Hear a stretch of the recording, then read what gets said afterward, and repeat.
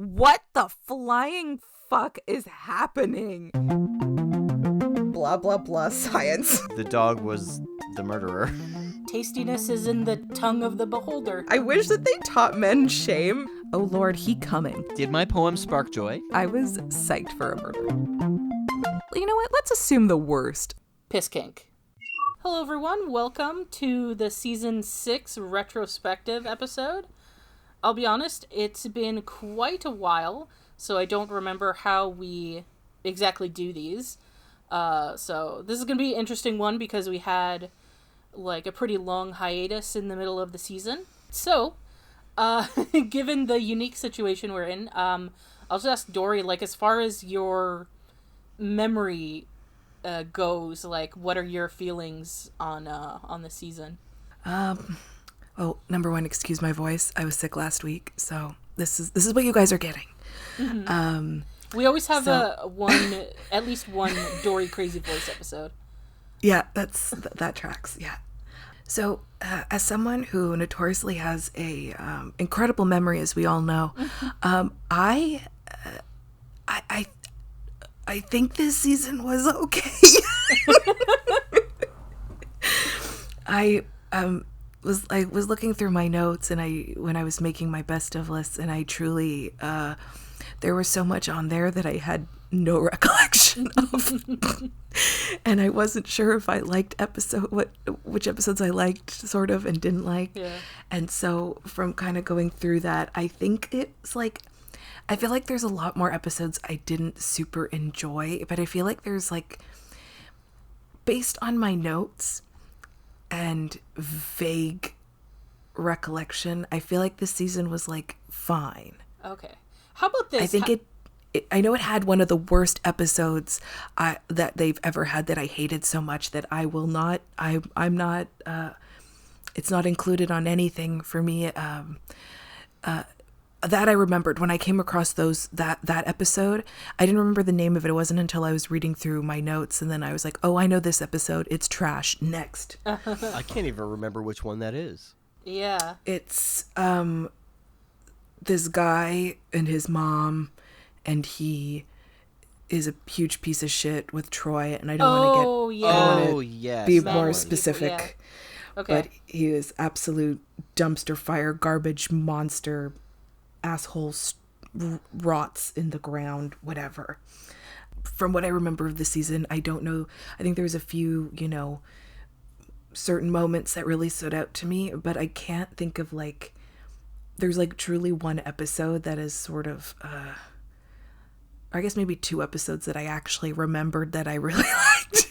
Yeah. So, because we start off with the Mark Twain stuff, the second part of the Mark Twain stuff. Yeah, but then not long later you got what do you call it? You got Rascals. Yeah, that's the one where they turn into little kids. And a fistful of datas. That's one of the ones. Yeah. We have a more serious one. We have the Chain of Command two-parter in there. Oh yeah, I honestly forgot that storyline was in this season because it's been so long. That's also the season also had the one where Picard faced his own death. Yeah, Tapestry. Yep. Oh yeah. And Moriarty came back. Yep. So I do stand by that. I think it was like fine, not my favorite season, but I think like it had a couple of highs, a couple of lows, and then everything else was sort of like it's fine. Okay. Yeah, because for me, there's a lot of stuff I like in this season, like Relics. That's the one with Scotty from the original series. Mm-hmm. Dory didn't love that one. Yeah, no, because I don't like Scotty. I'm angry at him. Yeah, that episode for me is fine. Even as someone that does have a ton of original series nostalgia, it's like I usually skip it because it's just like not quite interesting enough for me. That's fair. I like that one. Schisms is a fun episode. That's the one where like Riker thinks he's going out of his mind. Rascals I absolutely love. I know there's a lot of people that are like, oh, that episode is so bad. Like, yeah, but it's fun. Chain of Command is top tier TNG. Tapestry, top tier TNG. I like Face of the Enemy. That's the Troy one where she gets kidnapped by the Romulans. Dory didn't love that one.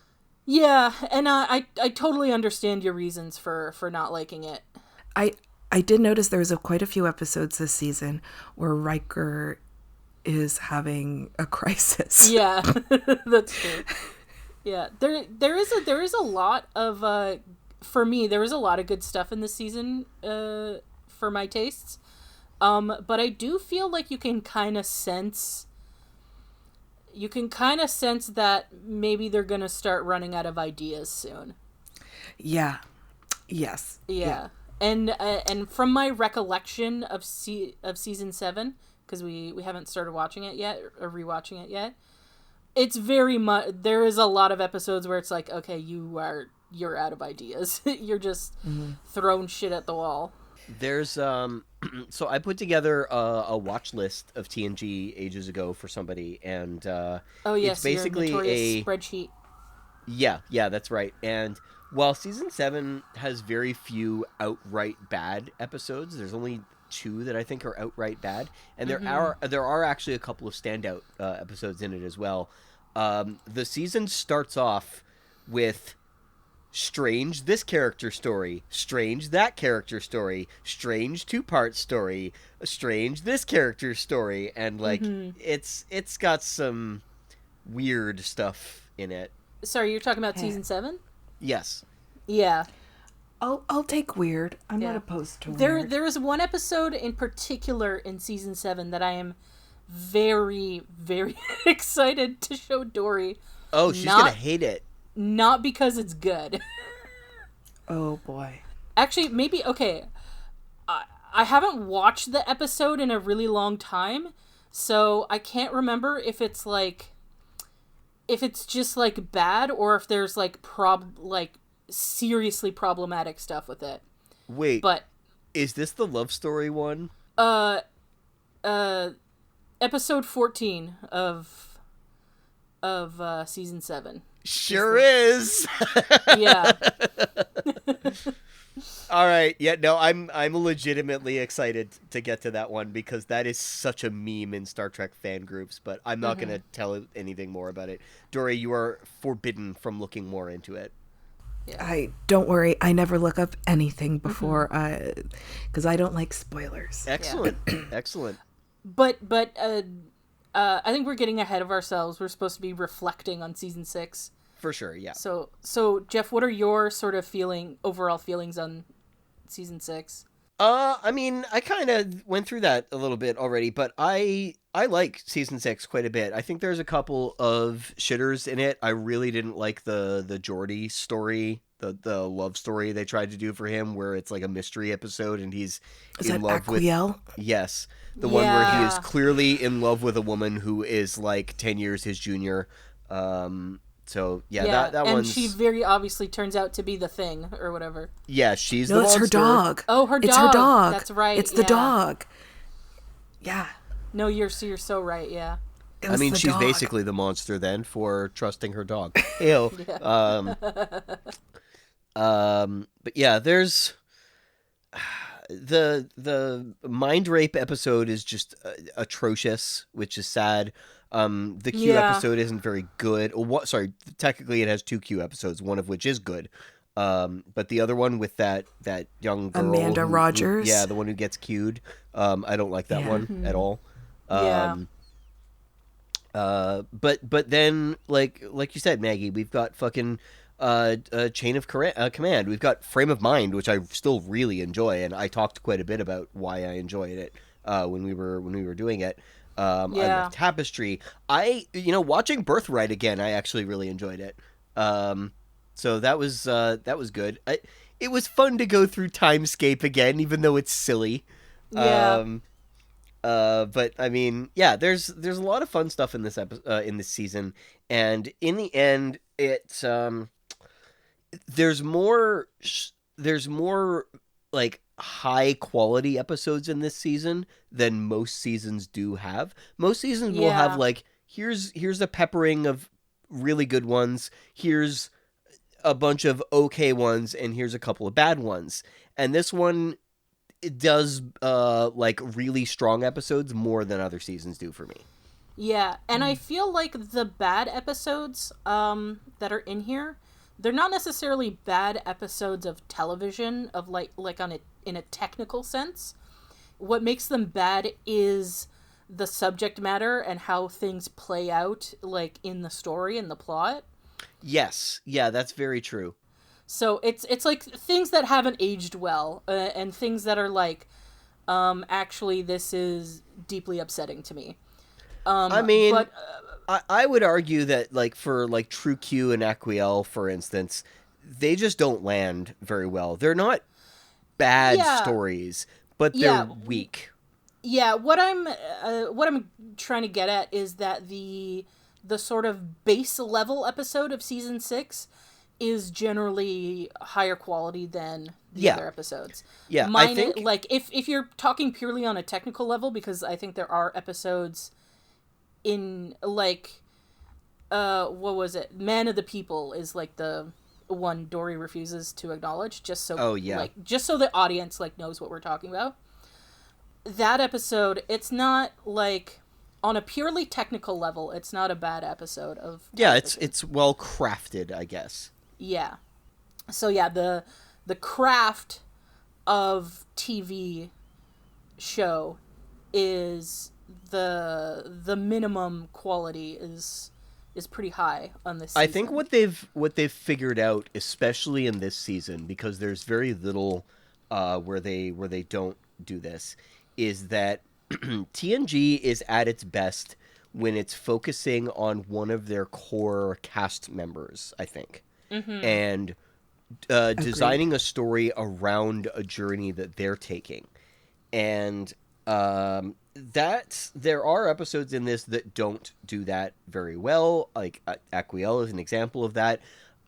There's very few episodes in which the journey that you're following is not one of the main characters' journeys, though. Like, True Q is not one where they're following one of the main characters' journeys. Relics is one where they're not following one of the main characters' journeys, although you could argue with that one that they're just following an older main character, so a little different there. But for the rest of them, they're generally a main character's, like, personal episode in this. And that's a very good choice. It's something they started several seasons ago, but they've taken a really good turn on it in this season, which is great. Does that happen in the next season? Technically, yes, but to mixed results. Yeah, I feel like TNG has two main categories of great episodes. Depending on your definition of great, and that'll make sense once I say what both categories are. Number one is, this is a very interesting and of consequence thing to happen within the universe of Star Trek. Yes. I was originally going to say, like, that episodes where they have something to say, but then I thought about all those super fucking preachy episodes in the early seasons, and no. Like, they make their, like, when they have, like, a social thing to say, I think it comes across better in an episode where it's not like, where the goal of the episode isn't to like teach a lesson. It's just like, it's an interesting thing happening within the universe of Star Trek that mirrors what's happening in our current day. Yes. And the second category of great episode is, we're just gonna do some goofy shit. And embrace that it's silly. So that's where I think it could be more controversial, because I know some people like don't like fun in their Star Trek. That's true. Yeah. So I think the two kinds of episodes it excels at for me is, this is something of consequence within the universe of Star Trek that, can also have, not necessarily, but can also have, like, social commentary to it, where it's not, like, preachy. And then the silly, goofy episodes where they know what this episode is. Like, they were embracing the silliness of it. Not comedy episodes, which is different. What you're saying is that one of the best episodes of Star Trek ever put to screen is from the first season of DS9 when they play a game in Quark's God, bar. I know exactly which episode. No, see, that's. No, fuck you. That episode's hilarious. I hate that episode. It's so cringe. I love it. Yeah, maybe I need to rewatch it. It's just like, I don't know. Basically, like, the crew get, like, Jumanji'd into an alien board game. And it's very cringe. I love that shit. It's so dumb. Yeah. The thing is, DS9 doesn't do fun very often, and No. I think that's one of the times when I really enjoyed it, because it's just so dumb. Yeah. I don't think, unfortunately, like, because they didn't do dumb very often, the ones that are dumb are, like, there's just a higher percentage that they're not going to hit. Like... Yeah, that's fair. I mean, the Rumpelstiltskin one is worse to me, but... Oh, God. You know. No, yeah, that episode is fucking garbage. Yep. So, before I get us back on track with season 6, from our traditional DS9 segue every episode, I don't want to give the impression that, like, DS9 is all serious all the time, because there's a lot of fun in DS9. They just don't do, like, fun episodes, if that makes sense. Like, yeah, there's a they few. do. They're just usually bad. Yeah. There's a couple, but, like, they don't do a goofy episode, like, as a... Like we've said, there's a few throughout the series, but, like, it's not a regular thing. But there is a lot of fun stuff within the universe of Deep Space Nine, especially because it was... it becomes a hybrid of episodic and serialized, like, after a certain point. So you're just kind of following these characters' lives, and obviously life is not, like, all serious all the time. Yeah, anyway, so to get back on track. Okay, I guess what I will ask is, so how are you feeling about the series as a whole up to this point? I mean, good. I am, at this point, heavily invested in the entire main cast. That's excellent. That was TNG's strength, always. If anything happens to them in season 7, no one will hear the end of it. I will be, like, think about it this way. Think about it this way. We had Tasha in one season, and I cried. We had... oh gosh, I'm so bad with names. So I give everyone fucking nicknames, because I'll remember a nickname more than someone's name. Kaylin? No. Oh, Kalar. Kalar, yeah. She was in a couple of episodes, and I was fucking wrecked. If anything happens to our main core group... You're gonna fight someone? Oh, there will be, like, fucking call UFC, because I'm gonna be in the fucking ring. Like, I'm gonna be a hurricane, because I'm gonna cause some fucking destruction around here. Nice. No, call me a natural disaster, because because I'm gonna be absolute destruction. It's kind of funny. I'm calling myself a natural disaster.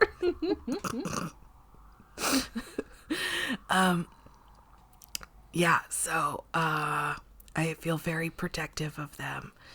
And listen, I'll be honest, some of the stories, like, I'm on this journey. I'm along for the ride. But at this point, truly, it, like, the characters, and we better hope that they all make it out by the end of season 7. Yeah. Yeah, I really What if they don't make it through the movies? There will be there will be a tsunami. I don't. There will be strongly worded tweets to whatever studios. Yeah, I think that is movies.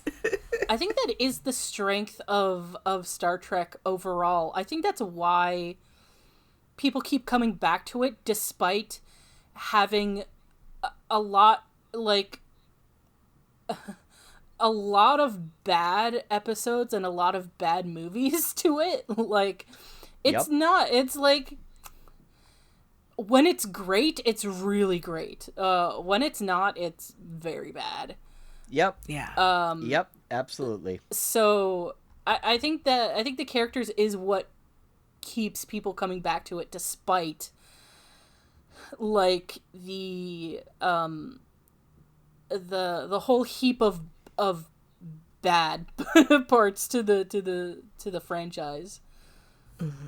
That's something I'll give it credit for. They always I think do a really good job on characters. With like a couple of exceptions. Like, no one's perfect, right? I mean, not many people connect with the Enterprise characters that hard.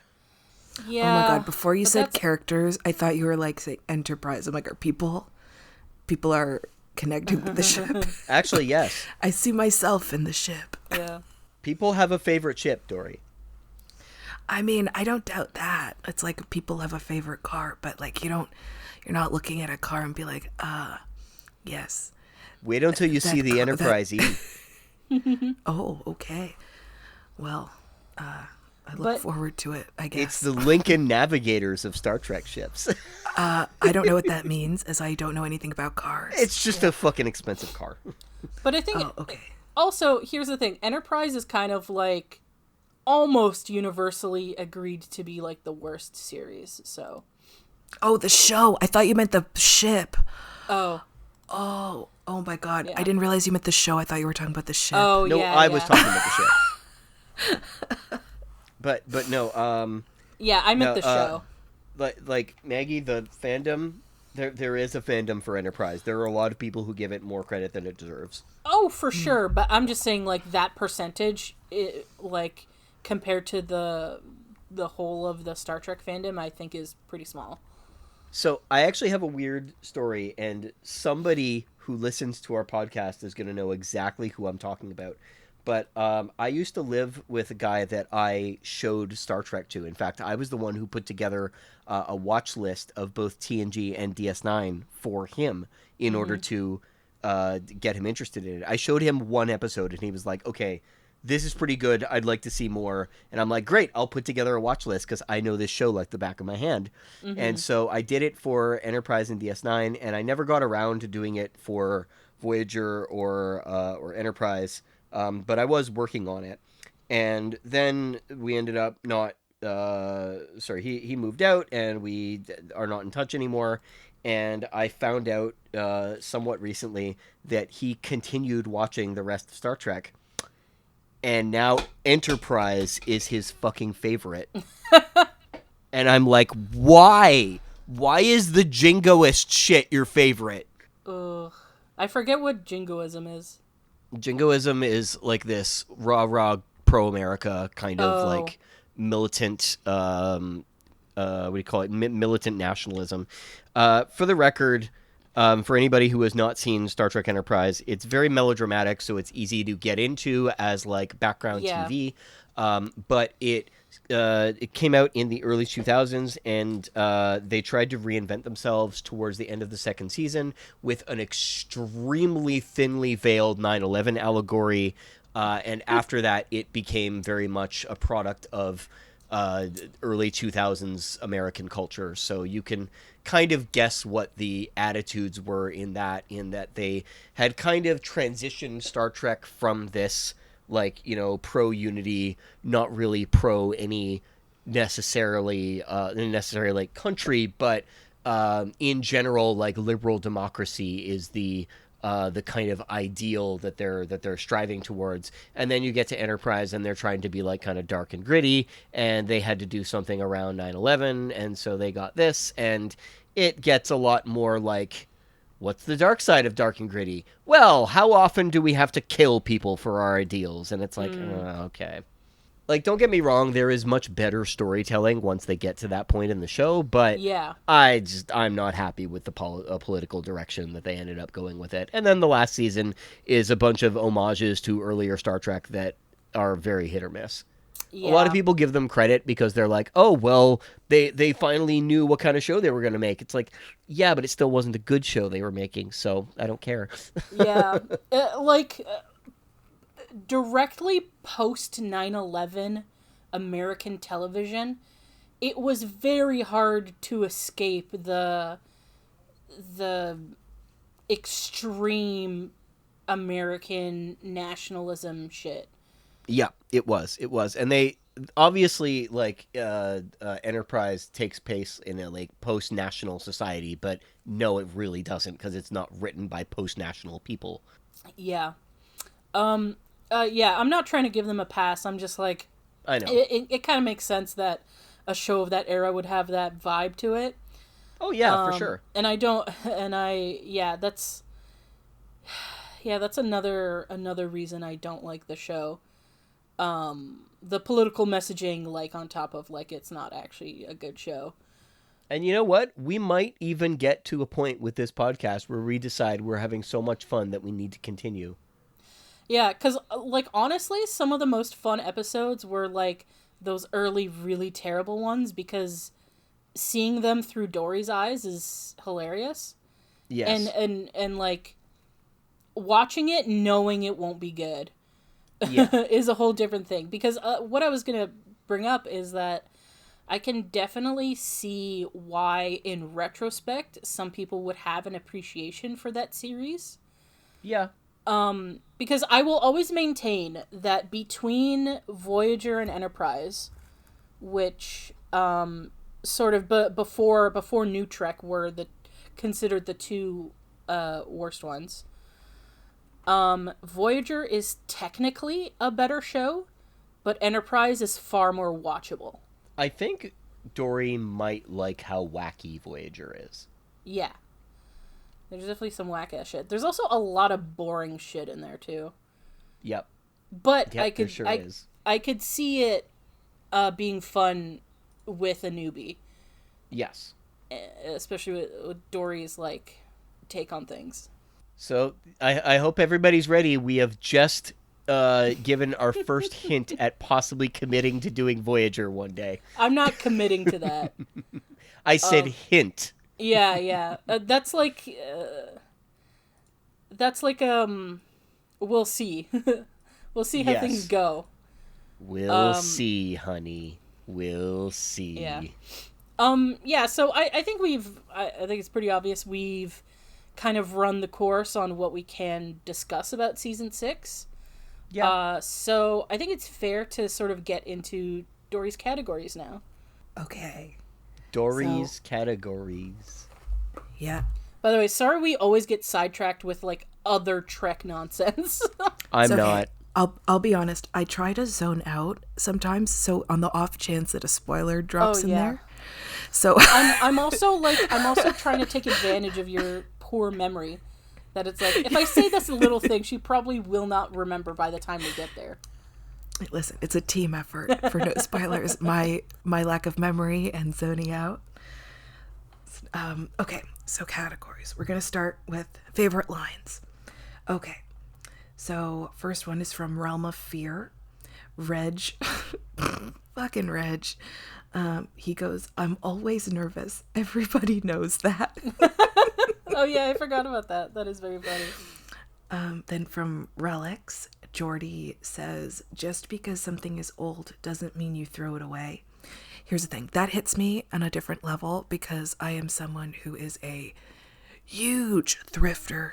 Mm-hmm. Buy vintage, buy secondhand antiques. That's my, on a personal level, that's all my shit. Nice. I own 100-year-old furniture. I love old shit. So this gets me in a, one might call a cellular level of don't throw away your old shit. Stuff isn't garbage. One person's trash is another person's treasure. Yeah. Okay. So this is from Schisms. This is Ode to Spot. Data's poem. So it is, Data says, "Oh, Spot, the complex levels of behavior you display connote a fairly well-developed cognitive array. And though you are not sentient, Spot, and do not comprehend, I, nonetheless, consider you a true and valued friend." Love it. That's how I feel about my cat. Yeah. Oh, That's how I feel about every cat. yes, all animals. I love them all Yeah. so much. I wish they just knew how much I loved all. Okay, I'll be honest. No, I don't love all animals, but I love majority of animals. Yeah. But I do really, in my heart and soul, need them to know how beautiful they are, how much I love them, how smart and talented they are, and they're excellent, and they just need to know. Love them so much. Okay, so from True Q, Picard says, "Amanda, allow me to introduce Q. He's an acquaintance of ours. We've known him for years." And then Q goes, "Very impressive the way you contained that explosion. What else have you done?" Then Amanda says, "I don't understand." And then Q says, "Telekinesis, teleportation, spontaneous combustion of someone you don't like, that sort of thing." I like that. Then also from True Q, Picard says, this is 2Q, he says, "You've made yourself judge and jury and if necessary executioner. By what right have you appointed yourself to this position?" And then Q says, "Superior morality." Picard goes, "Oh yes, I recall you used your superior morality when we first encountered you. You put us on trial for the crimes of humanity." And then Q says, "The jury's still out on that, Picard." There's actually a bit more to that exchange, but I like how I want to end it there. Yeah. Okay, now for Rascals. I called Child Picard Boy Card. Oh, yeah. So I wrote, so Boy Card, I don't remember what exactly Riker does at this point. My notes were unsurprisingly hard to read. But I did kind of do a star beside where Boy Card says, "Thanks, number one. He's my number one dad." Yeah. Yeah, what happens is like, Riker says something, Boy Card is like, "Thanks, number one," and then the Ferengi look at them weird, and he's like, "He's my number one dad." And then from A Fistful of Datas, Alexander, shout out to Alexander, he still exists. Yeah. He goes, "Saddle up, father," to Worf, which is so funny. That's so funny. By the way, Deanna is amazing in that episode. Oh yeah. Oh, this episode, there's lots of mentions of this, of certain aspects of Fistful of Datas. Okay, from Chain of Command Part 2, Riker says this to Eddie Jelly. "As first officer, it is my responsibility to point out any actions that may be mistakes by a commanding officer, sir," when Eddie Jelly is refusing to rescue Picard. Oh, yeah. It's like, yeah. And then later on, again in Chain of Command Part 2, Riker says, again to Eddie Jelly, "You don't provide an atmosphere of trust, and you don't inspire these people to go out of their way for you. You've got everybody wound up so tight, there's no joy in anything." I just like that Riker keeps roasting him. Yeah. I enjoy that. Because he deserves it, Eddie Jelly. But then Eddie Jelly does say, again, same episode, Chain of Command Part 2, he says, "I'm not going to argue with you, Gul-Lamek. Every one of your ships has a mine on its belly. My finger's on the button, and you're in a very bad position." I liked that line. I like that a lot. Okay, then in Ship in a Bottle, Moriarty, they're talking about him, his like, he's sort of self-aware, and he goes, I think Reg is talking to him or something, and he's like, "Oh, you know what you are," or whatever. So Moriarty goes, "A holodeck character? A fictional man? Yes. Yes, I know all about your marvelous inventions. I was created as a plaything so that your Commander Data could masquerade as Sherlock Holmes, but they made me too well, and I became more than a character in a story. I became self-aware. I am alive. I like that. Yeah. Then again in Ship in a Bottle, Picard says to Moriarty, Professor, I feel it necessary to point out that criminal behavior is as unacceptable in the 24th century as it was in the 19th, and very much harder to get away with. And then in Tapestry, Picard says, Q, what is going on? And then Q says, I told you, you're dead. This is the afterlife, and I'm God. And then Picard says, you are not God. And then Q says, blasphemy. You're lucky I don't cast you out or smite you or something. Yeah, I remember that. And then also in Tapestry, Picard says, if I'm really dead, then my only regret is dying and finding you here. And then in Suspicions, Dr. C says to Nurse Alyssa, she goes, I don't want you to get involved in this. And then Alyssa says, is that an order, doctor? And then Dr. C says, yes. And then Nurse Alyssa goes, too bad, you're not my boss anymore. And I really like that. Okay, then in Timescape, this is at the very, very end of the episode. Riker's like, oh, Picard, you're going to have to, like, explain what happened. And then Picard says, it's going to take a little time to explain, number one. And then from Descent Part 1, Data says to Geordi, because he's, like, trying to ask Geordi about anger. And Data says, could you describe feeling angry without referring to other feelings? And then lastly, also from Descent Part 1, Picard says, Mr. Worf, acknowledge the signal from New Berlin and transmit another copy of Starfleet's ship recognition protocols and tell them to read it this time. So those are all my favorite quotes from the season. And then, okay, now favorite moments. From True Q, there's a scene where there's a bunch of Labrador puppies. And it was very cute, and I liked that. From Rascals, Riker's brief stint as Picard's dad, or Boycard's dad. From A Fistful of Datas, all the Old West holodeck stuff. That was super fun, especially Troy. Chef's kiss. She was amazing. In Quality of Life, Dr. C, Riker, and Worf first roasting Geordi in his beard, and then Dr. C saying that beards are basically makeup for men. So I mean, she's not wrong. She's not wrong, yeah. And then in Chain of Command Part 2, I really like, there was a lot more exchange to other than like the lines that I'd read, but I really liked Riker arguing with Eddie Jelly about rescuing Picard. And then in Tapestry, I liked all the Picard Q afterlife scenes. And then from Birthright Part 1, Worf enjoying pasta al fiorella. He just really likes this specific bowl of pasta. Geordi's like, it's gross, I don't like it. And Worf's like, oh, yeah, I love this shit. And then, oh no, I forgot to put what episode this is from. But Data's impression of Commander Calvin Hutchison. He was this guy Call him Hutch. who everyone was like, oh, we don't want to see him or whatever. And, or like Picard, everyone kept trying to find a way out of it. He ended up being fine. He wasn't like that bad. He was like a little annoying, but he was like actually fine. But then Data like kept imitating him, and that was pretty funny. Yeah.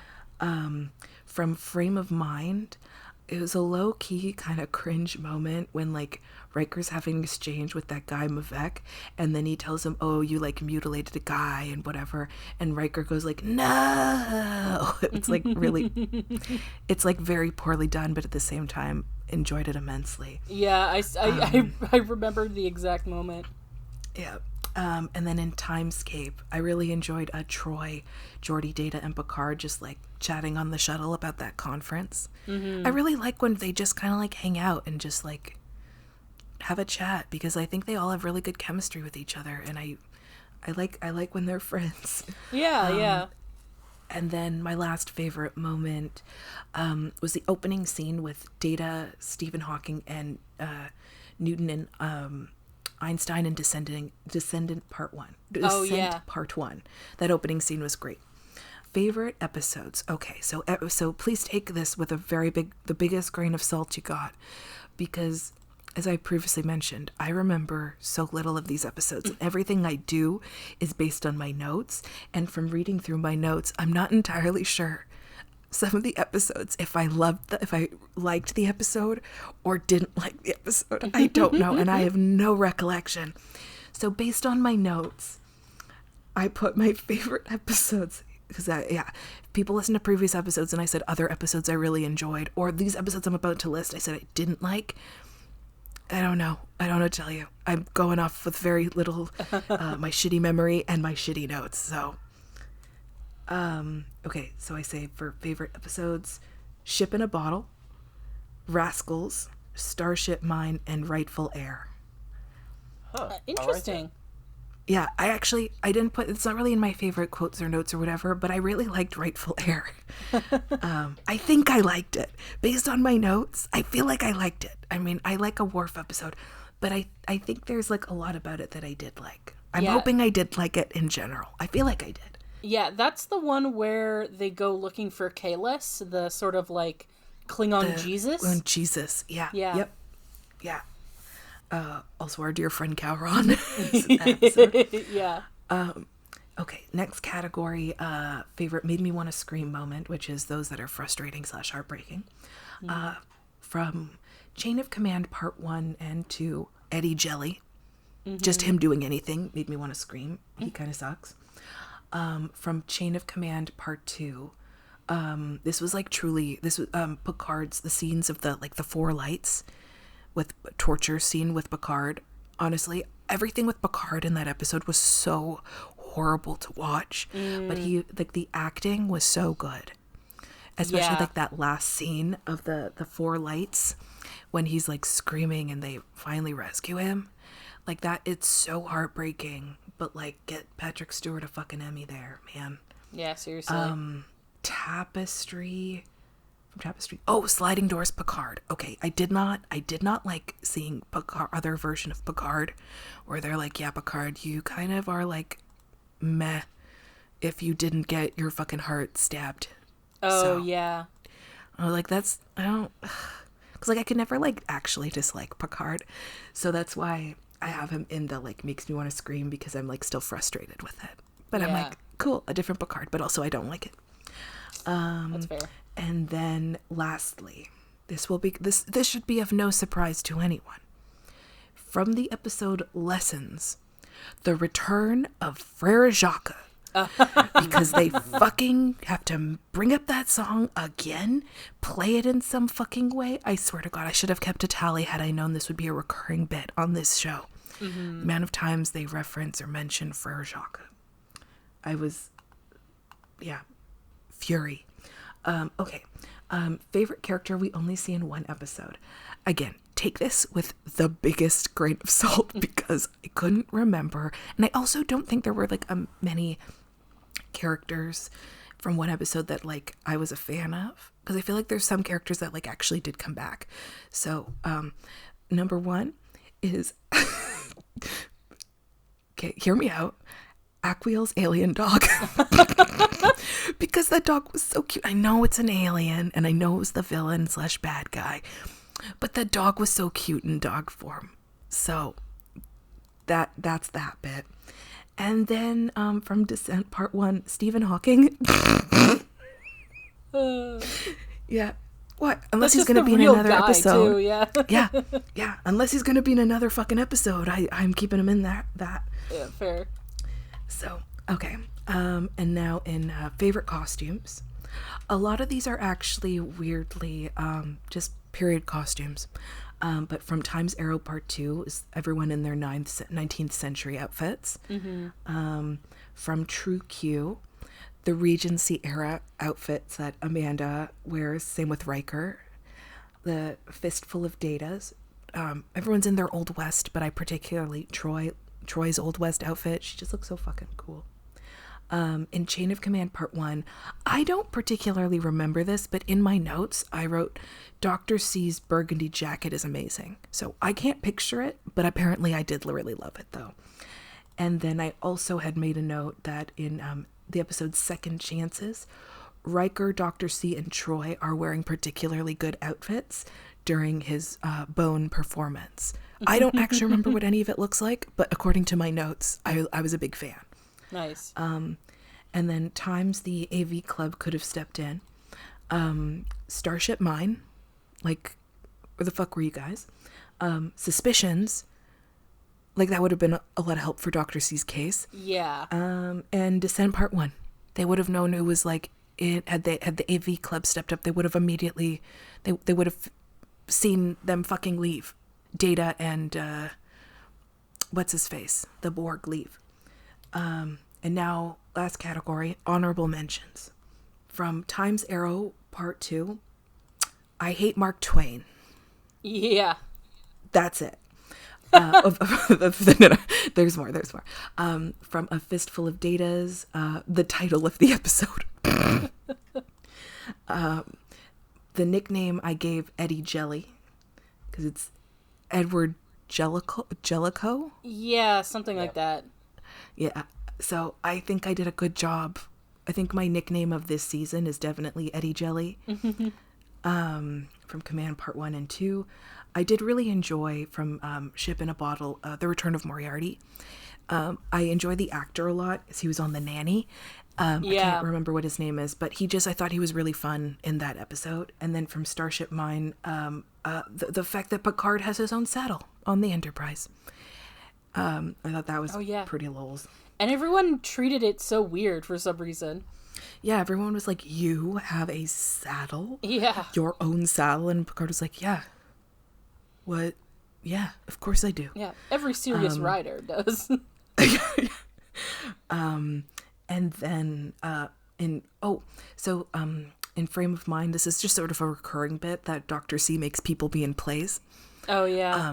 I like that came back again. In the episode Suspicions, the real MVP of that episode is Nurse Alyssa Okawa. I don't know. I probably did not pronounce her last name. Ogawa. Because I remember I praised her a lot in that episode because she really fucking comes through. She's a fucking champ. Helping with Dr. C because all that shit goes to shit. Actually, I just saw not too long ago that the actress passed away. Oh shit. Yeah, like just recently. Oy, rip. Yeah. Well, she will be remembered by me. Mm-hmm. Because she was the fucking best that episode. And I love Dr. C, but Dr. C really fucked up in that episode. And from Rightful Heir, I enjoyed Worf's sort of Kalis revelation when he's like, wait, you don't know any of the actual shit, so like, what the fuck's going on here? Mm-hmm. Sort of his whatever the opposite of come to Jesus is, come to atheism.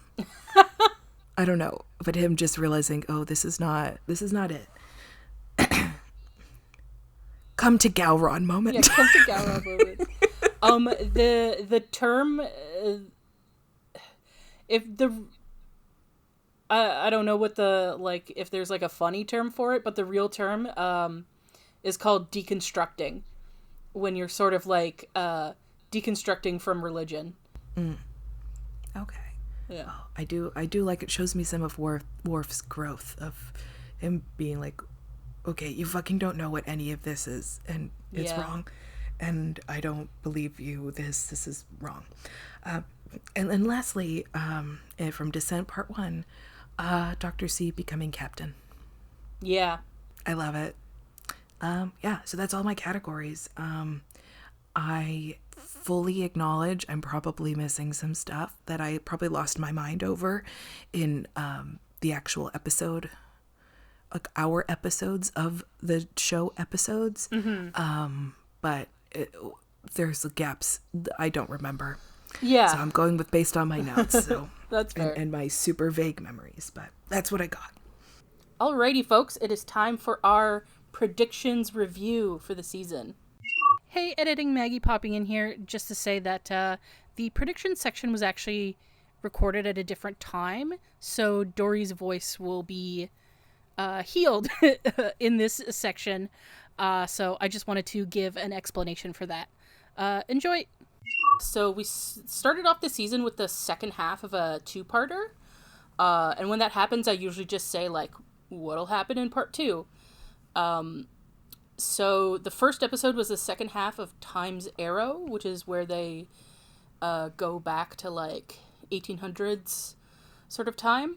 We never really actually got a prediction for this episode.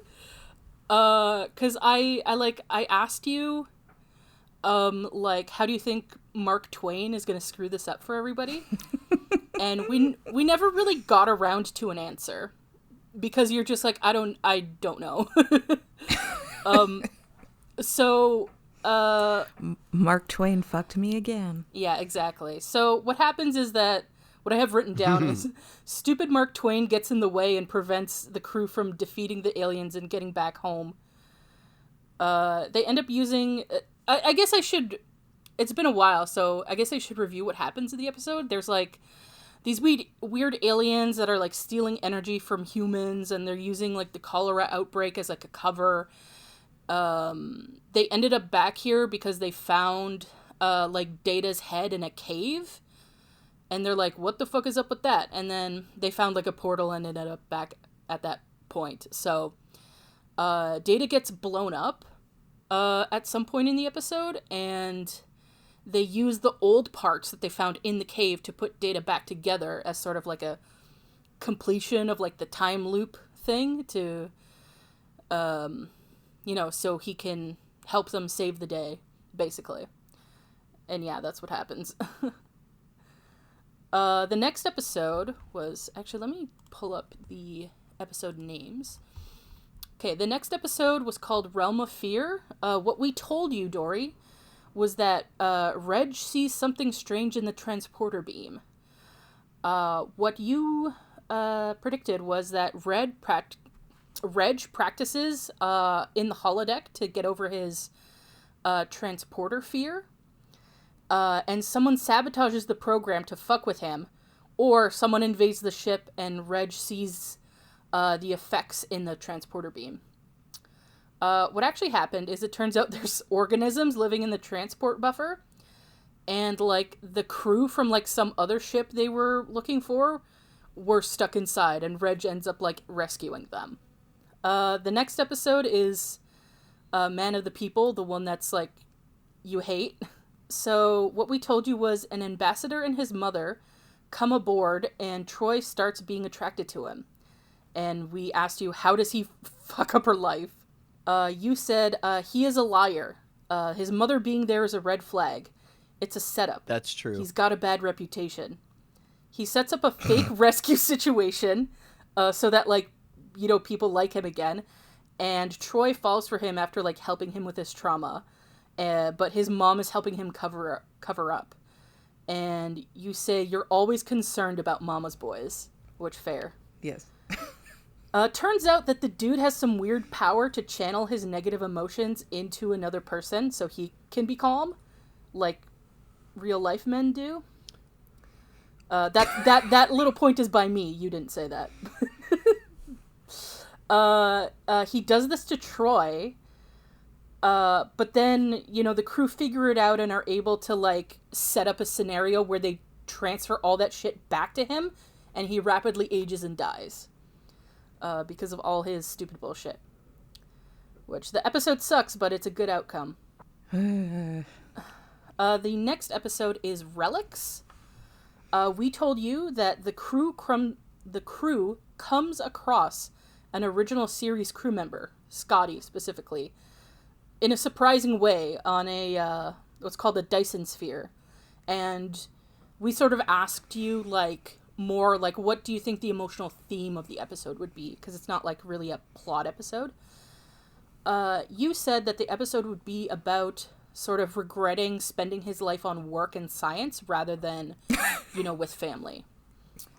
So what actually happens in the episode is that it turns out Scotty had been like doing some exploration, and some shit happened, and he ended up stuck inside the transporter for 75 years after like an accident. And so the crew are able to like rescue him, bring him back out into the world, and the theme sort of ended up being more about kind of being out of touch. The world has like moved on past you, and like trying to find your purpose like when you've lost yours.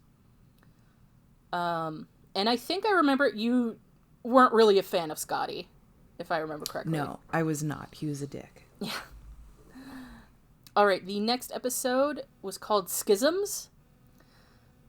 We told you that Riker and other members of the crew deal with a mysterious lack of sleep. They go to bed but are never rested. You said it probably has to do with bad dreams. They go to a planet and get exposed to a sex pollen style nightmare pollen, or a time warp thingy that gives them upsettingly bad dreams. What it turned out is that the crew are being kidnapped by aliens from another dimension and are experimented on for, they never really say, but we assume nefarious purposes. And they manage to close the rift and classic. and trap the aliens back in their dimension. The next episode is True Q, which is obviously a Q episode. We told you that the Enterprise gets an intern, and Q takes special interest in her. You were very excited for a Q episode. And then you're like, they do internships in Starfleet? You said that the intern goes against an order from Picard, but they end up being correct. And so Q shows up to check out, like, who is this rebellious person going against Picard? What it turns out is that the intern actually has Q parents, and Q needs to figure out if she's like a full Q or a true Q, or like a human Q hybrid, in which case he'd have to kill her. A bunch of shit happens. I think she is like a full-blown Q, but she wants to stay with humans. And then Q makes her a deal saying, like, you have to promise, like, never to use your powers if you want to stay with humans. But there's a crisis going on, and she ends up giving in and using her powers to, like, save the day. And then she ends up going with Q back to the Q continuum. The next episode is called Rascals. We told you that a transporter accident leaves the crew needing an adult. And you're like, no, they all turn into children. So you say they go through a space disturbance, or like a storm, how they usually do. And just as the transporter as they transport through, the storm interferes and they're all children. Alexander tries to play with Worf. We ask you who you thought like got turned. You said the entire bridge crew, but that your dream would it would be the entire bridge crew except for Picard. And then you went on a whole thing about juice. You said they will demand juice. Do kids want juice? I just assume kids always want juice because kids to me are always sticky. So it has to come from somewhere. Okay, for a second I was going to be like, wait, why am I so fixated on juice? But then you said sticky and I'm like, okay, never mind. I know where we're going with this. Yeah. The second sticky. Yeah. Yeah, all the juice shit is all like that is what you said. Okay. Like I was literally for a second like, where am I going? Where are you going with my juice rant? I don't remember this rant. But then you said sticky. Like, yeah, that tracks. Yeah, you said I just assume kids always want juice because kids to me are always sticky. So it has to come from somewhere. Yes. And to be totally clear, I don't dislike children. Yeah. I just find them to be sticky quite often. Yeah, I think that's fair. I think that's very fair. Okay, so the members of the crew that get turned turned out to be Picard, Guinan, Ro, and Keiko. So the actual plot of the episode is like they get turned into kids, but like the plot isn't actually around that. That's more just a complication. So the ship gets like taken over by Ferengi, and they want to bring them to like a slave camp or whatever. And then like all the kid crew members have to do like a little like kid heist thing, little Home Alone deal to like rescue the ship. It was a very fun episode. I wasn't super off because I think Alexander also helps them, right? He does, yeah. Yeah, so this I think was like so far the only episode that I like got even remotely close to being. Yeah, you do have some close ones later on though. Ooh, okay. So the next episode is A Fistful of Datas. And we told you that Worf and Alexander have an Old West excursion on the holodeck, and that something will go wrong. You laugh about the title for like a good 30 seconds. Like it takes a long time for you to calm down. It's such a good title. I know. And then you're like very excited that it's a holodeck episode. So you say there's a system error and they can't get out or shut down the program. You theorize that a space entity locks them and they sort of end up in a situation where they're the outlaws and on the run, and, you know, the rest of the ship has to figure out, like, how to save you. Or save them, rather. I don't know why I said you. So what actually happens is, like, you're not far off. Like, something goes wrong and they're trapped in the holodeck, which is how all these episodes work. So this episode happens, like, while the Enterprise is having some downtime, and Data and Geordi are, like, sort of experimenting with hooking Data up to the ship at the same time that, like, Worf, Alexander, and Troy are on the holodeck having this, like, fun little Old West thing. A power surge sort of, like, just messes shit up, and then things get scrambled, and copies of Data end up as all the NPCs in the holo program. And, of course, the safeties get turned off, because always. And then they have to play out the story to sort of reset everything. While they, you know, try to purge the memory, the Data's like weird memory shit from the computer. The next episode is called The Quality of Life. What we told you was that LaForge is surveying like sort of a mining operation on like a random planet, and Data becomes really intrigued by like the new robots that like one of the scientists has developed to like help with the mining operation. You predicted or theorized that the robots can feel emotions, and that Data is obviously fascinated by that, and he wants to see if he can integrate that into his own deal. So what it turns out is that the robots are self-aware. So the robots in the episode are like, they're not human-looking robots. They're just like, you know... Wall-E style. Yeah, they're Wall-E style. They're just like little guys. You know, they look like they'd be like an industrial robot, right? So it turns out those robots are actually self-aware, and Data ends up advocating for their rights, like, not to be exploited, because the robots, like, keep shutting down at certain places, and they keep, like, the scientist keeps, like, resetting them, but they keep, like, you know, disobeying instruction and stuff like that. But once, you know, Data realizes that they're self-aware, he advocates for their rights, even though there's, like, a big crisis happening on the planet, because their mining operation is, like... I forget the exact details, but, like, their mining operation is, like, messing something up, and it's gonna, like, be really catastrophic. So that's why the robots have been, like, not doing certain things, because they didn't want to put themselves in danger. So they end up actually, like, asking the robots to help them, and then the robots agree.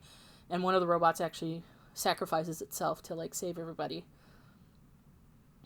I like the episode, but I believe you guys were, like, kind of meh about it. Yeah. Honestly, I don't remember. Wow. The next episode is part 1 of a 2-parter. The Chain of Command, part 1. We told you that Picard is replaced as captain so that he and a couple other crew members can go on a secret mission in Cardassian space. Yeah, this I remember. You sure do. Yeah, so we asked... so you theorize that the mission is to, like, go get some kind of MacGuffin. That one of your theories is that, like, a Federation ship, like, crashes on a Cardassian planet, and they have to, like, go get it in secret, because there's, like, you know, secret tech that they don't want the Cardassians to have. That Riker is in charge and things go to shit. That the Cardassians figure out immediately that Picard is sneaking onto the planet because Picard is not a spy, and they're trying to figure out what he's doing. Okay, I'm like half right. Yeah. So what actually happens is we meet Eddie Jelly, Yep. Captain Jellicoe. And him and Riker really butt heads. Actually, he ends up putting Riker on sort of like disciplinary... timeout. That's exactly the word I was going to use. Military timeout. Yeah, military timeout. The secret mission was... It's sort of like basically a MacGuffin. Yeah, they hear rumors of like a potential Cardassian bioweapon. Like something that's like super fucked up. And so they're going to like where they think that weapon is to like see what's going on or try to steal it or whatever. But it turns out to be a trap and Picard gets captured. And while that's happening, Eddie Jelly has to negotiate with the Cardassians over like this very strategically important planet that's sort of like disputed, like whether it's Federation or Cardassian. Next is part 2. And your theory for part 2 is you sort of joke that they spend the episode with Dr. C and Worf lost in the cave because that's who accompanied Honestly, Picard. would have preferred that. Yeah. You said that you hope they explain how they get out of there, which, spoilers, they did not. They're just on the ship again. And you said I wrote down, the season 7 trait offers reassurance that they're fine. Because you're like, I hope Dr. C and Worf are fine. Yes, the season 7 tray. And your other theory was that because of that Picard's time being a Borg has something to do with sort of like the information they're trying to get out of him, the Cardassians. So what actually happens is that we spend the episode with Picard getting fucking tortured for information. I think the info has to do with the planet they're negotiating over. I would have preferred to spend 45 minutes watching Troy and Worf. Sorry, Dr. C and Worf get out of this cave. I would have preferred that. Yeah. It was so hard to watch. Yeah. Picard getting tortured. It was awful. Yeah, it's a very good episode, but it is a hard watch. Yeah, part of the episode, one of the big conflicts with Eddie Jelly and Riker is that Eddie Jelly refuses to acknowledge that Picard was on that mission, because because they're in a situation where he can demand that the Cardassians give him like certain protections for Picard if he's like, you know, been captured by another like power in the galaxy. There's like, you know, diplomatic protections in place, but he'd have to acknowledge that Picard was on a mission in their space, and he doesn't want to do that because he doesn't want to give that sort of advantage to the Cardassians. They end up coming up with a plan to rescue Picard, and it involves like laying these mines, but Riker is the only pilot like good enough to actually do it, so Eddie Jelly has to actually like suck it up and go ask Riker for help. And so they both sort of have a moment where they really lay out to each other like what they think, but you know, they end up like working together for the greater good, and the Cardassians like sort of give in and they're like, fuck, okay, we'll give Picard back, but not before the torturer tries to, you know, break Picard before he has to give him back. He doesn't manage to do it, but yeah, Picard has a lot of trauma at the end of the episode. Same. Yeah. In a very harsh shift in tone, the next episode is called Ship in a Bottle, and it's a Barclay episode. And we told you that while working on the holodeck, fixing the Sherlock Holmes program, he awakens Professor Moriarty, which in the previous time we saw that character, way back in season 2, he had become self-aware, and then they put him away saying, hey, we'll work on it to find some way for you to, like, you know, be free or whatever. Which they, until this moment, follow through never on fucking... TNG? Yeah, which until this moment, they did not do shit. I do like that, like, they go as far in their own universe, as well as out of their universe of not following through. Yeah. with continuity. They just forget, and they're like, yeah, we totes forgot about that. So your theory was that Reg would keep his mistake secret and try to deal with it on his own until like the very last minute, and that there'll be like sort of a Reichenbach Falls situation in the episode. So what ends up happening is I think Barkley like immediately tells people what's happening. Classic Reg. Yeah, so like he deserved more credit that like, so he didn't try to keep it secret. He actually told people what was up I think with immediately. Reg, it's kind of like, I assumed he would panic. I just didn't know in which direction he would panic. That's fair. That's fair. So I was wrong in the direction that he panicked. So what it turns out is that Moriarty, like, he wants to leave the holodeck with his girlfriend, and he like keeps the ship hostage. And he's like, you know, I'm gonna keep you hostage till you make me able to be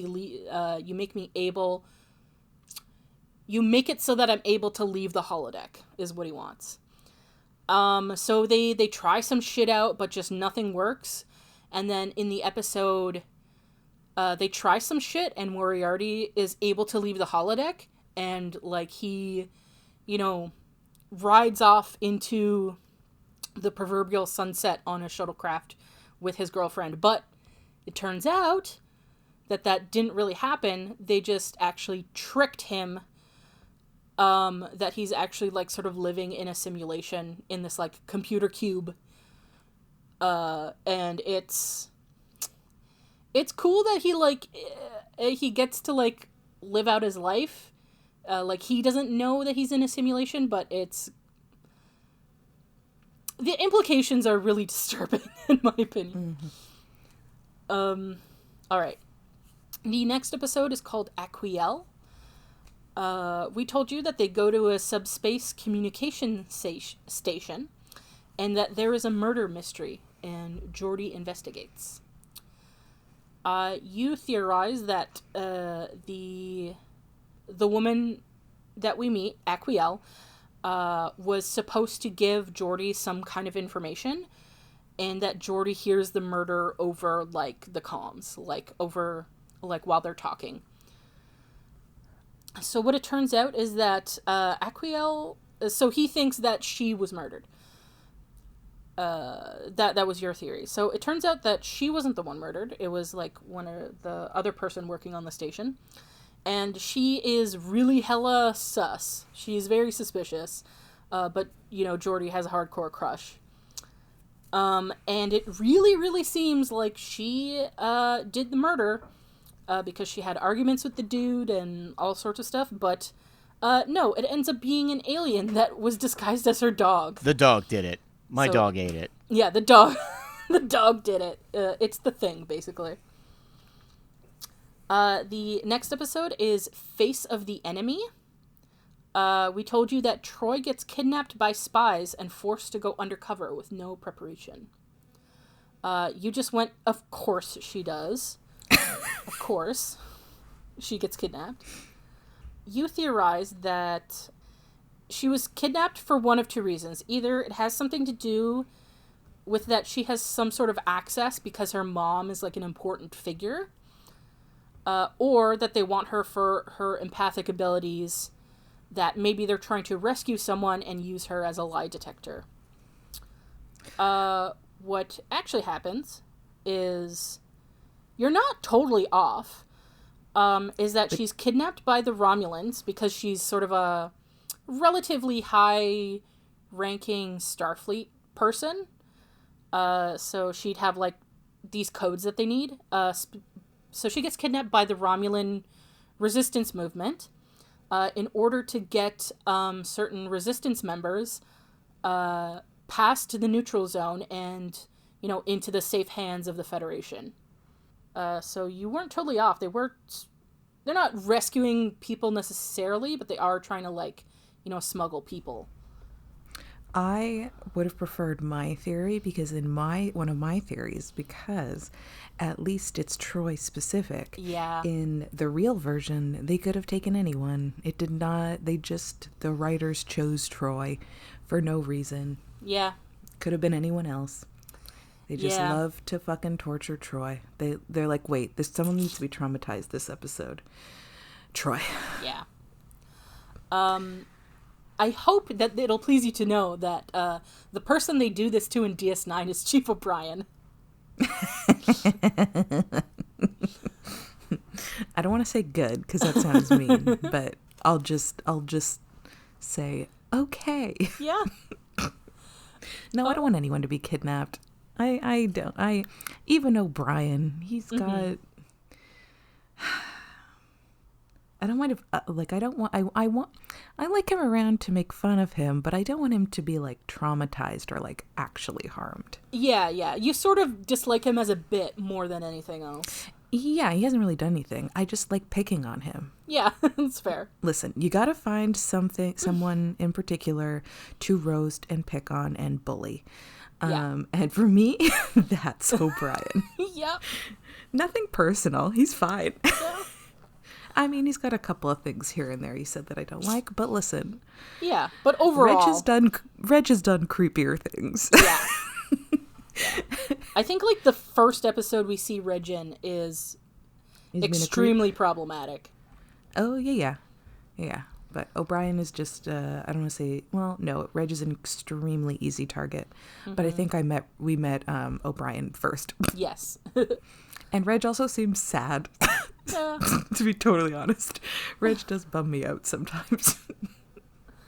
So I feel more bad for Reg sometimes than I ever really do for O'Brien. Because O'Brien's, like, fine. Yeah. Yeah, it feels worse, like, kicking a man while he's down. It feels like O'Brien could take it and Reg couldn't. Yeah, that's fair. Okay, so the next episode was called Tapestry. And we told you that it's a Picard episode, and that Picard's artificial heart is damaged, and we get a glimpse into his past. Listening back to the prediction, we actually became very preoccupied with how Picard got hurt. Which I really should have stepped in and said, like, that's not really the point. But what you said was that you hope Dr. C is there to help, and that you felt like Picard sort of gets into a fight on, like, an archaeological dig. Like, trying to defend something, and that's, like, how he gets hurt. We didn't really have a prediction about, like, what the glimpse into his past would really be. I think it was more so, like, while Picard's in a coma, he, like, thinks about his past, I believe, is sort of generally what you came up with. So what actually happens is, I believe Picard gets shot. He gets shot in the heart at, like, some kind of negotiations or something like that. I think he gets stabbed. Doesn't he get stabbed? No, that's in the past. That's how he got the artificial heart in the first place. Oh, sorry. Okay, yes. Yeah, yes. yeah. Okay, sorry. That's what you were talking about. Okay, yes. Yeah. So, again, yeah, it doesn't really matter, like, how Picard gets hurt. So, while he's in surgery, we go into sort of Picard's mind. He's in this, like, white void, and who shows up but Q? Q is there. And, Q, he teases Picard and, says, like, hey, if you didn't have this artificial heart, like, you'd still be alive. I'm gonna give you the opportunity to go back in the past and change what happened on that sort of fateful day when you got stabbed.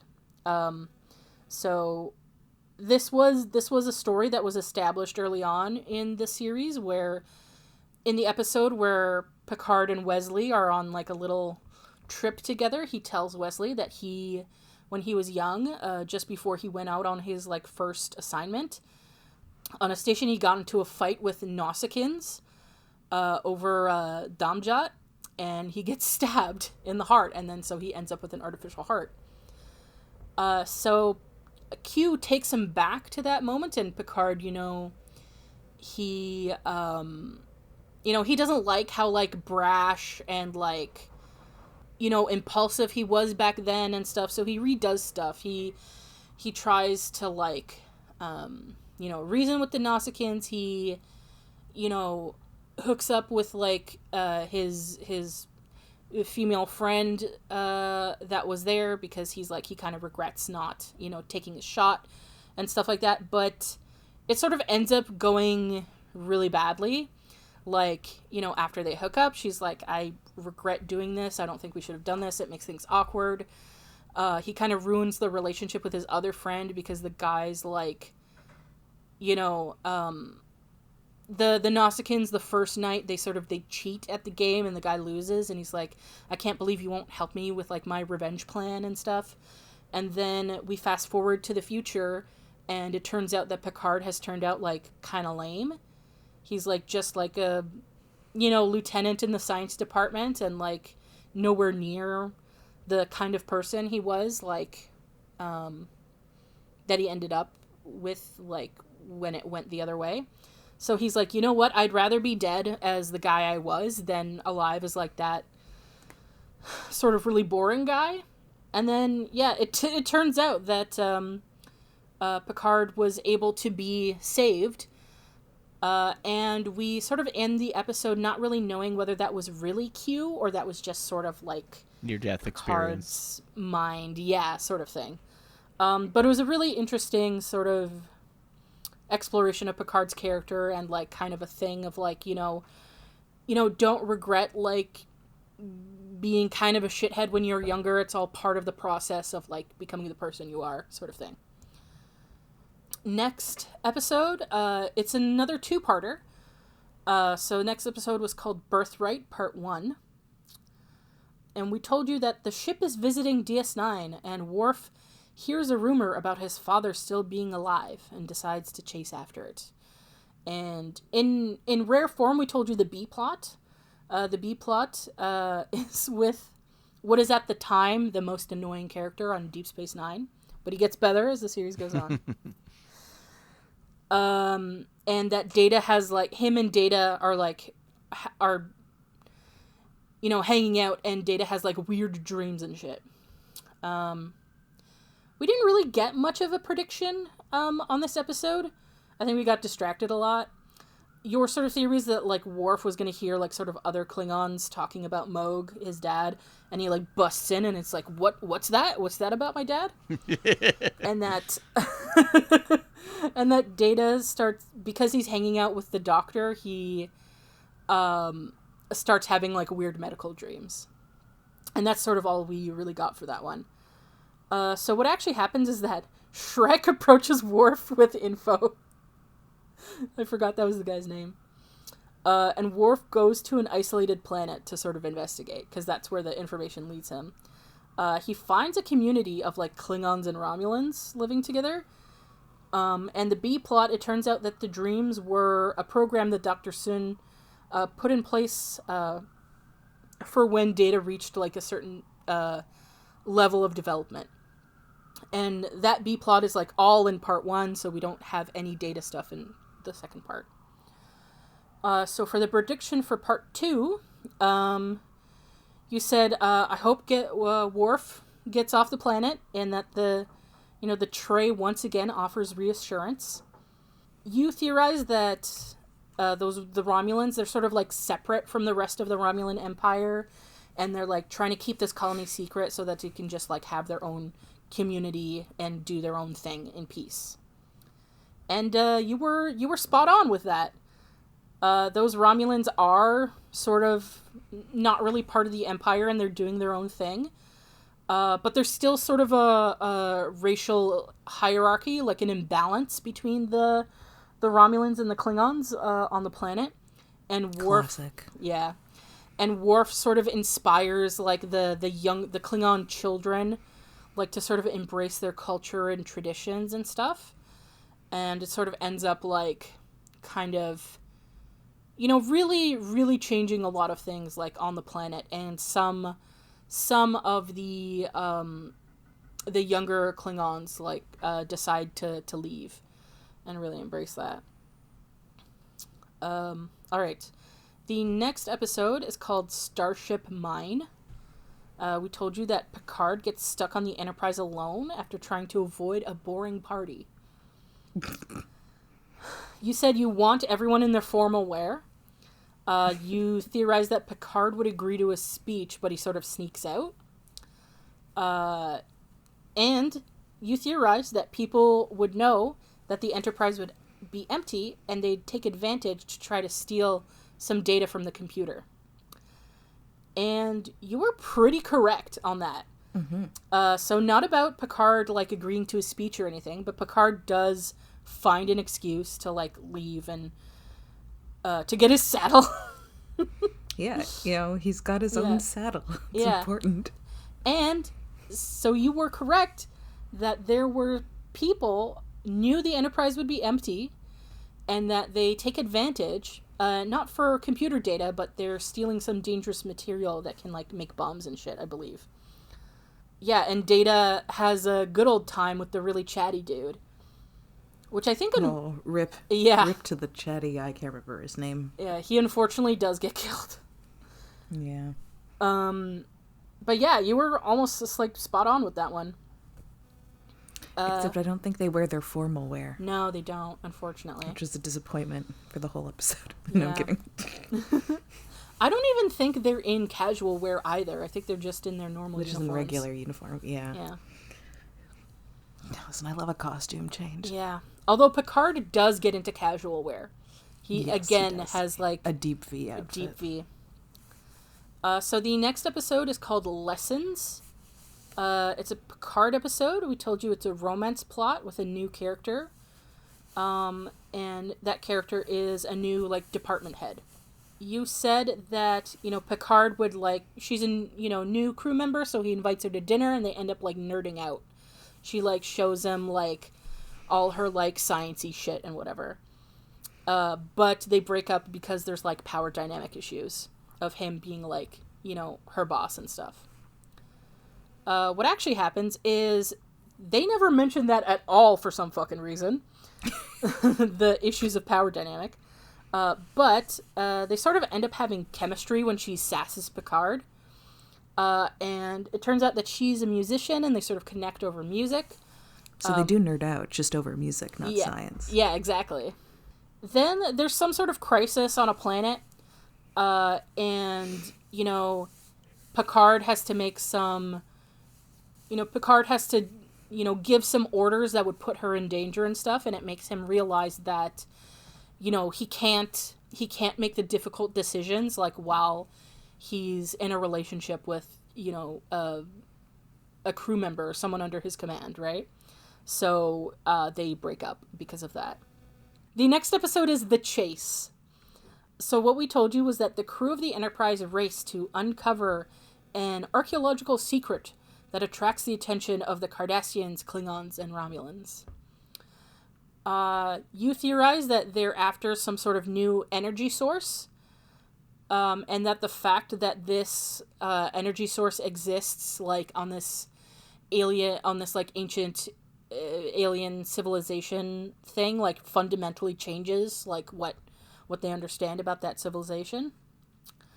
What actually happens is that they find a secret code that's in the DNA of, like, a bunch of different species, and that sort of each galactic power has a different idea about, like, what this all leads to. I think the Klingons think it's, like, a weapon, the Cardassians think it's, like, an energy source, and so on and so forth. But it turns out just to be a message of peace, and the ancient aliens revealed that every humanoid race is related to them, and that they purposefully, like, seeded the galaxy, with their DNA so that, like, more life would come about. So I wasn't, like, super crazy off technically. No. Of something that changed how we saw stuff. Yeah. I mean, they didn't change how they saw it, but, like, the past. Yeah. It's more like it changes the fundamental understanding of, like, current species rather than, like, the ancient one. But yeah, you weren't too far off. And it has, like, one of the best moments, like, when that whole, like, inspiring message of peace plays, and the Klingon guy's like, "That's all?" I like that such a Klingon. good beat. Yeah. The next episode is Frame of Mind. Told you it's a Riker episode, and we told you that it's also a Brannon Braga written episode. and that we wanted to be vague because there's a lot of potential spoilers, so we just told you that Riker wakes up in an insane asylum at the beginning of the episode. Your theory was that he got bit by something and sort of starts to hallucinate, and it, affects the real life. And I have written down here, if you go crazy in the Matrix, you go crazy for real.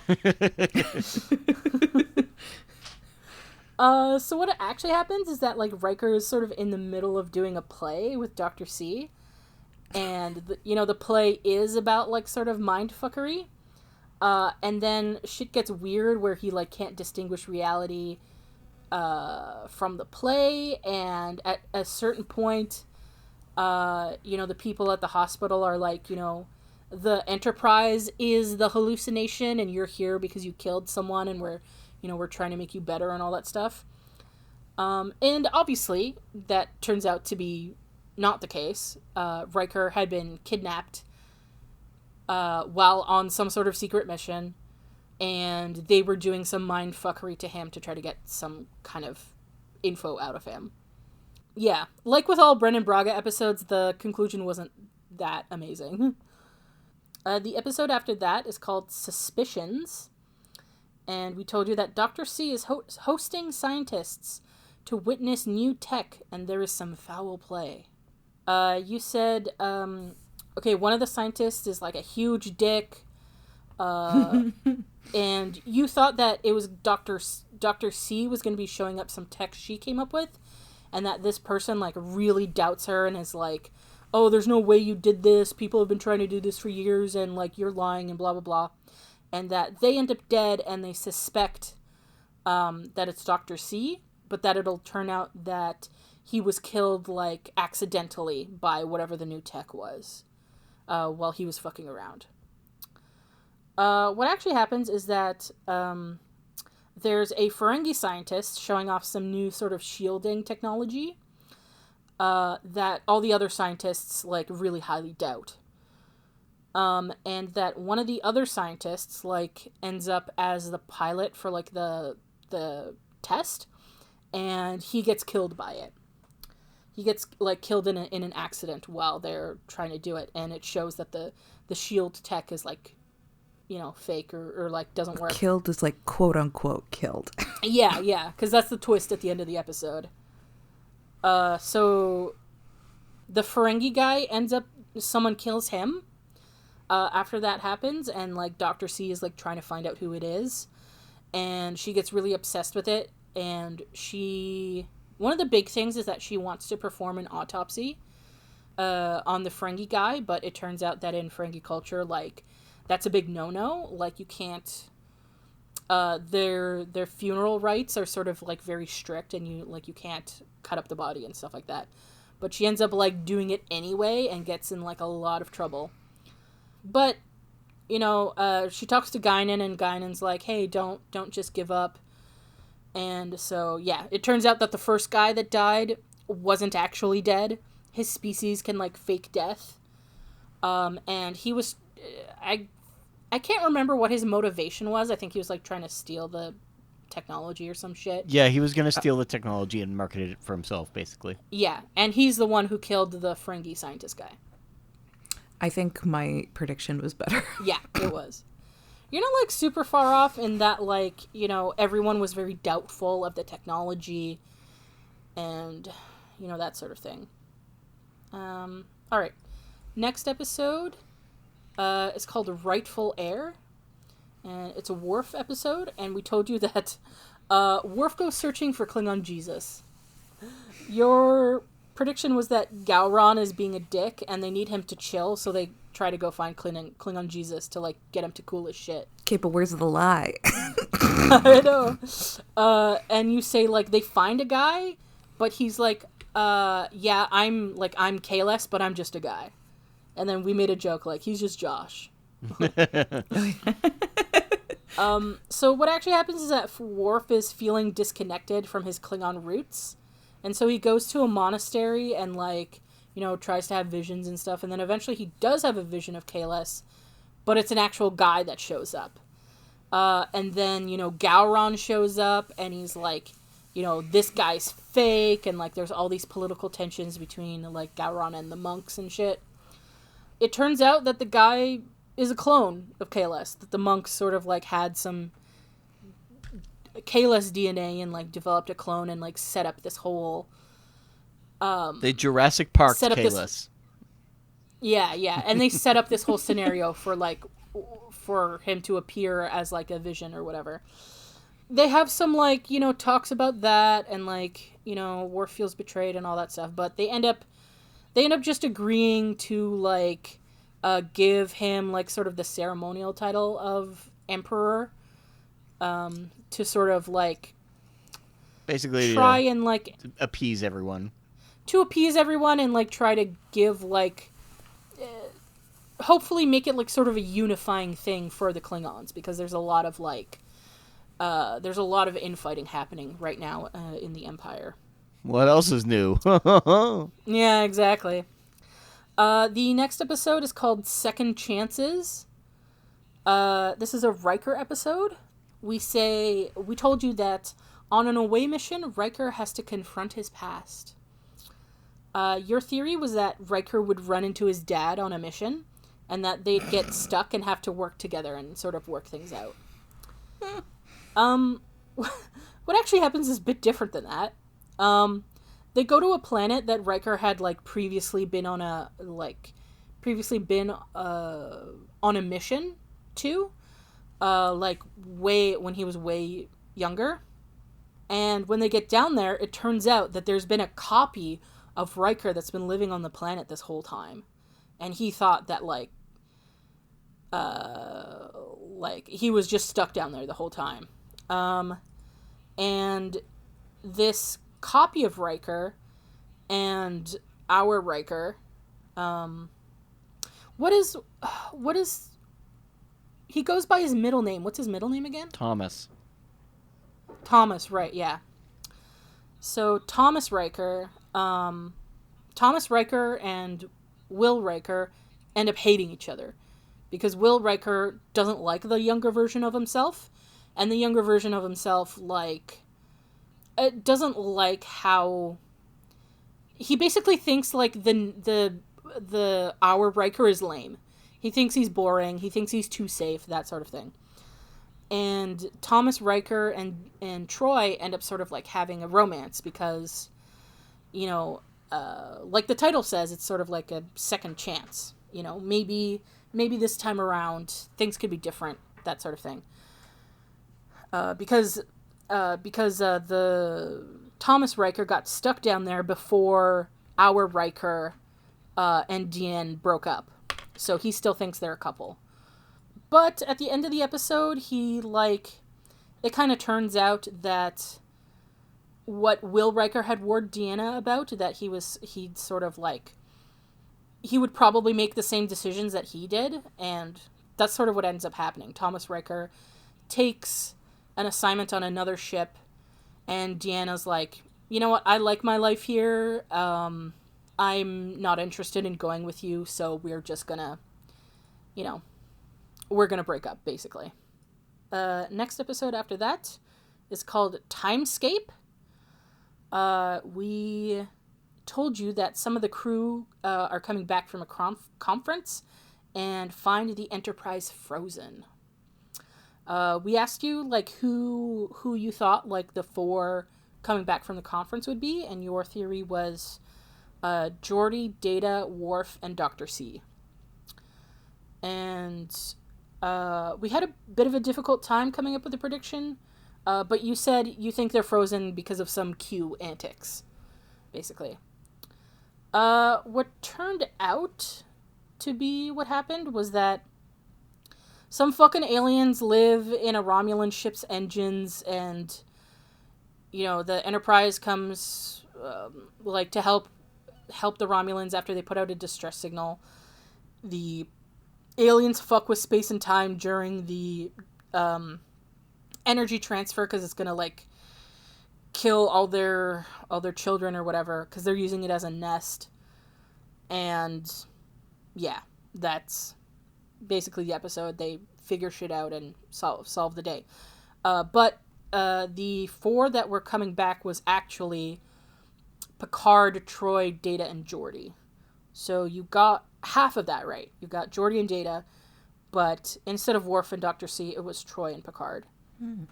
And the last episode of the season, it's part 1 of a 2-parter, because the second part is the next first episode of the next season. We told you that Data has a tumultuous reunion. Your theory was that Lore secretly puts an emotions chip in Data, and Jada, like, just can't deal with the new emotions. We sort of made an error. No, because we didn't tell you it was Lore. You guessed it was Lore, because obviously it was going to be Lore. But the episode actually, like, the Lore reveal is, like, at the end of the episode, actually. So what happens in the episode is that the ship has an encounter with the Borg, but it's very unusual. The way the Borg act is not how they typically act in conflicts, so they're trying to feel that out. They're trying to figure, like, what that's about. And Data feels anger for the first time, and he doesn't realize, like, he's trying to figure out what that's about. He tries to recreate it, and he can't, and that sort of stuff. And then the big reveal at the end is that Lore is actually in charge of this sort of faction of Borg. And yeah, that is the season. Party. Yeah. So you had some, like, really spot on ones in there. Yeah. You're really starting to figure out what TNG is as we approach the very end. Yeah, because even the episodes you weren't, like, correct on, it's like you still got the spirit of the show in there. Well, I've learned it really is a crystal entity, energy, field going down to a new planet, a mind fuck that is not satisfying. What else? Troy getting some kind of trauma. Dr. C agreeing to something crazy. Data questioning emotions and his questionable humor. Geordi's got a crush on someone. Yeah. And with Picard, when does Frere Jacques show up? Yeah. Yeah, I mean, you're pretty spot on there. Yeah. So I think there are certain things that they just love to repeat. And yeah, I'd love for something new, but here we are. Yeah. All right, so we'll move on to sort of like the closing thoughts now. So, Dory, do you have any what are your sort of predictions / hopes for season 7? Okay. So, first of all, you hope it doesn't suck. Yes. That would be amazing. But also, more importantly than it not sucking, everyone makes it to the end of the fucking show. Because again, I will lose my shit. Okay, we won't tell you who dies. Don't fucking joke. Don't. We're not joking, Dory. No. Just wait until we get to the Picard funeral episode. Don't joke about, don't say that. Why would I joke about that? Picard's already died. Don't say that. I don't like it. In fact, he remained dead. The rest of it has been a dream. No, we're not having a Jacob's Ladder situation here. No, we're having a lost situation. All right. Oh God. Okay. But what I would really like is some continuation, like some more continuity stuff, like recurring bits. I'd love to see another Dr. C play. But I'd really like to see some things like come to fruition. Because we've had a lot of things that that have sort of like, I don't know. I want to satisfy. I mean, this might be an absolute fucking reach, but I'd love to have a satisfying conclusion. I'd love to see like the loose ends sort of being tied. I mean, I'm sure not everything is going to be, tied up, but like, I just want to see like a happy ending for everybody.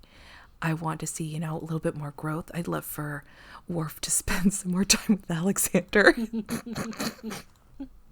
Who? I do not have a son. I would like to see them be happy. Just some like nice stuff would be great. Okay, so Dory, No spoilers. I'm trying to be at all. optimistic. I'm trying to be I optimistic here. I understand. No spoilers at all here, okay? This is just a little bit of culture, all right? When TNG's final episodes aired, they got record views and have considered to be, have continued to be considered among the best finales, most satisfying finales of a TV show ever made. Yeah. Okay, that's good. That makes me feel at least like moderately optimistic. That said, tone your expectations, because this is an episodic TV show. There's a lot of things they're just not going to address because they're not things the writers decided were important to the audience in 1994. So, okay, here's the thing. What I want and my expectations are different. What I want is all this good stuff. My expectations, I've tripped over my expectations. They're so low. Okay, fair. Like I would really love, but realistically, I know I'm not going to get everything I want. I probably won't get majority of what here's the thing. I'm not betting on anything. I hope stuff, but I realistically, after watching now 6 seasons, I am more likely to have a lot more frustration than joy. Okay. And I say that with love, because I do enjoy. I would call myself a Trekkie at this point. Mm-hmm.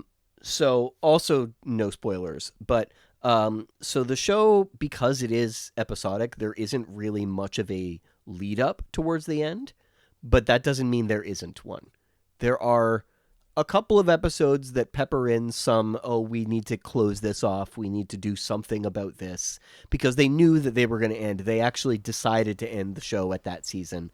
And then they went on with DS9 that they were doing at the same time, and it's considered a good thing that it's considered that they ended on a pretty high note for where they were going, and that's something that you rarely get with a TV show, I find. That's good. I'll take it. I'll take Good. it. Good. Listen, whatever kind of joy I can get from this show, I'll take. So, I want to be optimistic. I just want everyone to have happily ever afters. I just want everyone to be happy. Mm-hmm. I know it's not likely that everyone will be happy or even make it out, but I'm hoping. Listen, in this world we're currently in, we gotta have something to look forward to. And by the time we finish season 7, or we get to the end of season 7, who knows what kind of world we'll live in. Yeah. So I gotta have something to keep me going forward. Man, you're gonna love the Donald Trump cameo. No. Are you joking? I really hope you're joking. No, I don't think there is one. Okay, good. Because I don't need him tainting anything else. Well, friends, this has been the last retrospective before we finish the series. So we're moving on to the home stretch now. We're almost done. Taking us, what? Did we start in 2020 or? Yeah. So we started recording in September of 2020, but we started releasing episodes in November of 2020. So far, this has been a 5-year journey, pretty much. It's 5-year mission. Yeah. To explore strange new worlds. That's the original opening line of the original series. They're on a 5-year mission. That'd be funny if we somehow were able to get all of season 7 out by November, because then that would be exactly 5 years. That would be pretty funny. Nice. It's unlikely, but that would be funny. Yeah.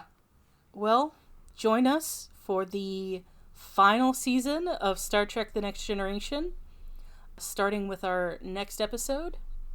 We'll see you then. Goodbye.